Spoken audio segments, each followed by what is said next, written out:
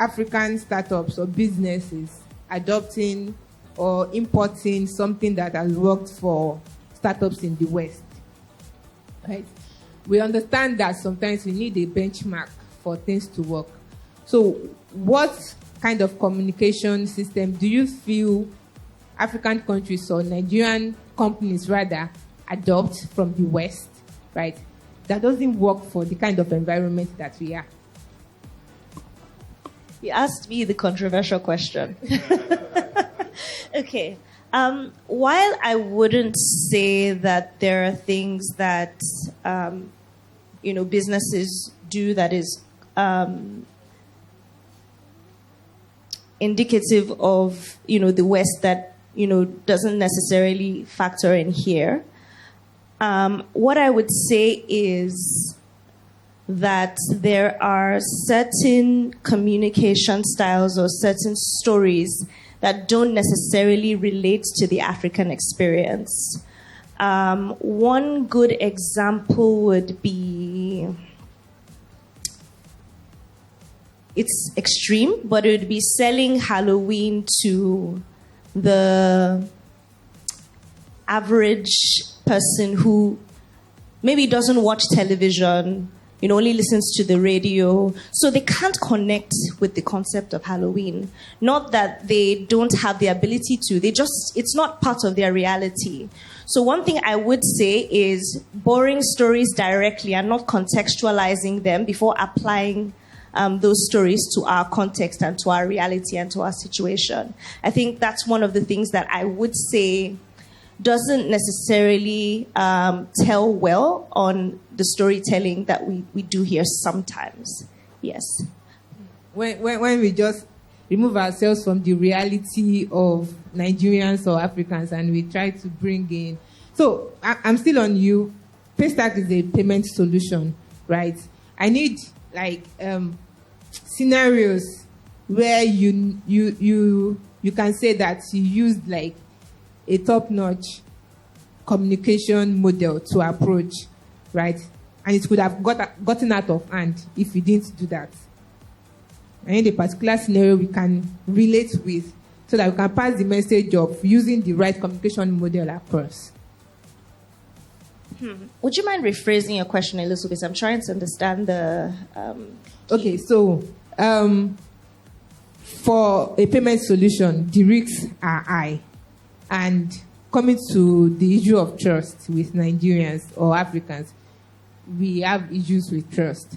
So I don't know if any scenario comes to mind that could have escalated if you hadn't adopted or if you haven't used a particular communication model or communication style to approach it, and you were able to put that thing under control. Okay, that's very clear. Thank you. So I have one situation in mind because it wasn't a one-day thing.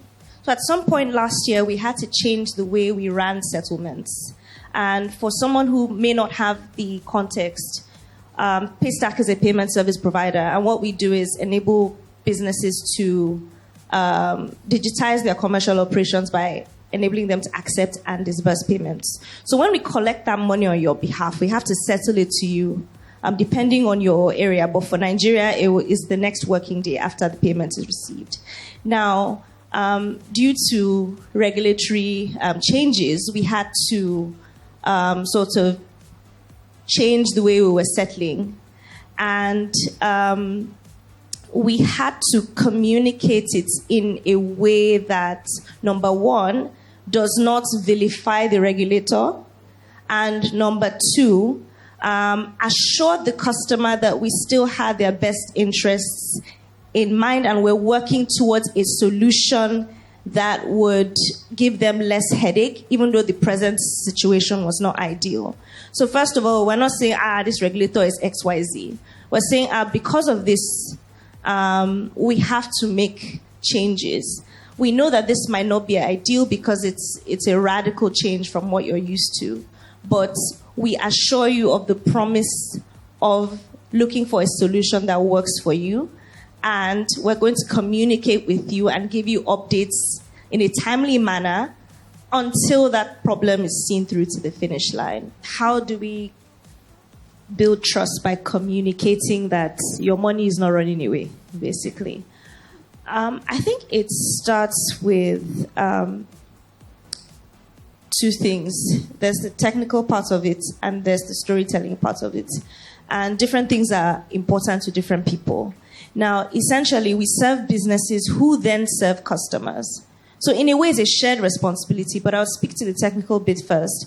So when we're speaking to the merchants, we call them merchants, that's the businesses we're selling to, we're saying that we want you to leave payments to us so that you can focus on your core business. And that involves building a state of affairs where you can trust your livelihood into our hands, basically. And that's by telling you from the technical side that, we have X certification, or we built our system in X way to make sure that on your end, you will not lose money through a fault of ours, right? And the second thing is the storytelling bits to say, look, once a transaction is processed, we will let you know if it's successful. We will let you know if it fails. And if it fails, we'll let you know why, right? If there is a downtime, we will let you know when that happens. So from the merchant-Paystack relationship, there's already that. Now, there's a promise to the customer, which I also mentioned is a shared responsibility, because the person who is making the payments, they might know that, this is a payment that they processed through Paystack. So it's like, Paystack took my money, right? So it's little things like in the checkout box, having something say secured by Paystack. They are very counterintuitive, but you can leave little messages that assure the customer that, they are on the right track or nothing is happening to their money. So there's a little padlock, in your head. Like, what does it mean? It signifies safety, that something is locked, something is... So there's subliminal messages you can leave in addition to direct messaging to say, this is a secure transaction, going through the authentication process to say, okay, that means anyone can just take my card and then make a payment without me having any notification of it. So it's the messaging technically to say, okay, before you process a transaction, it's been authenticated. And then the subliminal messages to let you know that, okay, you don't have to worry, the transaction will go through safely. And there's a third bit, the shared responsibility with the merchant, because essentially that payment doesn't happen in a vacuum. It happens, on the merchant's platform. Say if you were on a logistics site or you were trying to buy food. Now, that shared responsibility involves proactive communication to say, in the case that X happens, contact us with this. So, like, putting in place troubleshooting to make sure that the customer is at no point wondering what's happening with their money, right? So we're doing it on our side, and they're doing it on their side. And one way we do it is that there are times where customers will reach out to say, I paid, say, X company, and, I didn't get value, or this happened. We have a responsibility to reach out to the business to say, hey, this person paid, can you give this person value? And if you're not going to give this person value, let's, reroute it back through to the payment instrument so that they can get their money back. So it's different bits, yeah. I believe everyone here on the panel is from an established company, but for a startup company, like when you were starting a few years ago, how did you, at that time, you didn't have robust infrastructure, you didn't have a robust customer support team, and then you were probably experiencing repeated issues, like maybe transactions failing consistently. So how were you able to effectively communicate with your customers and at the same time maintain the trust that they had for your organization? Yeah, so that's my question. I think Kika should answer that. Okay, that's a very tricky question. So for a company that's just starting up and may not have access to all the, fancy tools, I would say at the beginning, focus a lot on proactive customer support, because it's the few people in your team that you have access to. So I would say focus on proactive customer support. And what's that? When you identify patterns, react to them immediately. Because the thing with a business, especially when it hasn't built all the trust and goodwill, customers get frustrated easily and then you have drop-offs. So when you have proactive customer support, say, that is also built on simple things like, can I tell how long an average customer spends trying to access my service, right? So when you have workflows like that that help you identify those kinds of patterns, you can then reach out to the customer or know the kind of common issues that occur and then build a system around solving that.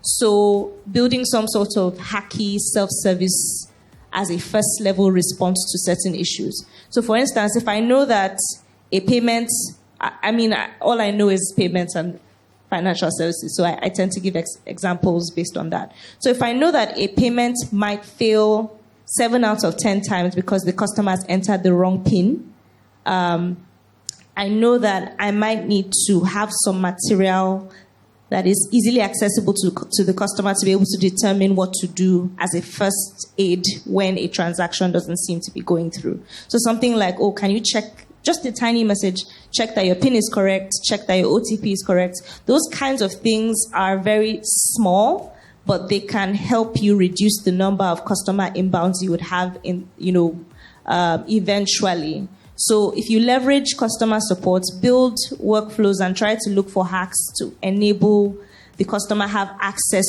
to troubleshooting material, that will help you as a very first level, pending the time that you build more sophisticated systems.